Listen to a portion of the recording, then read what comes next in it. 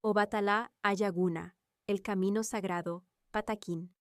Un día, cuando Shango estaba atravesando una situación difícil, se encontró con el Egba y le contó sobre sus problemas.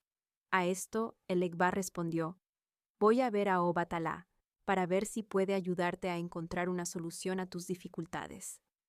Cuando el Egba se encontró con Obatalá, le dijo: «Baba Shango está en una situación muy mala y necesita tu ayuda». Entonces Obatalá le dijo a el Egba que trajera a Shango ante su presencia.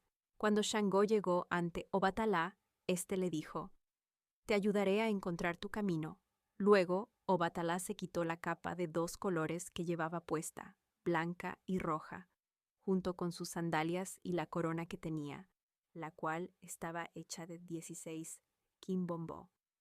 Le prestó su caballo, le entregó un toré de orí y le dijo: «Ve y recorre los pueblos, pues llevas mi bendición contigo».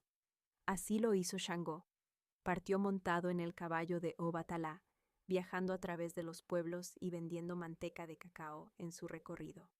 Eventualmente, llegó a un pueblo en Ile-Yesá, donde gobernaba una mujer. Cuando Shango entró en el pueblo, iba vestido de manera majestuosa con la capa de Obatalá, montado en su caballo, con las sandalias y la corona de quimbombó. Todos en el pueblo creyeron que estaban en presencia de un rey. Cuando la noticia llegó a oídos de la reina, ella también salió a recibir al nuevo rey, Shango y la reina Oshun. Al ver a aquella mujer tan hermosa, Shango quedó impresionado por su belleza. Notando la manera en que Shango la miraba fijamente, la reina se arrodilló ante él. Shango descendió de su caballo y le dijo: «Esto no puede ser. Quien debe arrodillarse ante usted soy yo». Al arrodillarse, su corona cayó al suelo. Entonces, Oshun, quien era la reina, se quitó su propia corona y la colocó en la cabeza de Shango.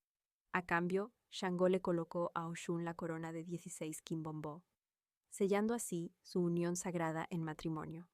Después de su unión, Shango se instaló en el palacio y comenzó a gobernar aquella tierra. Obatalá, en necesidad. Pasó algún tiempo y Obatalá se encontró en una situación precaria.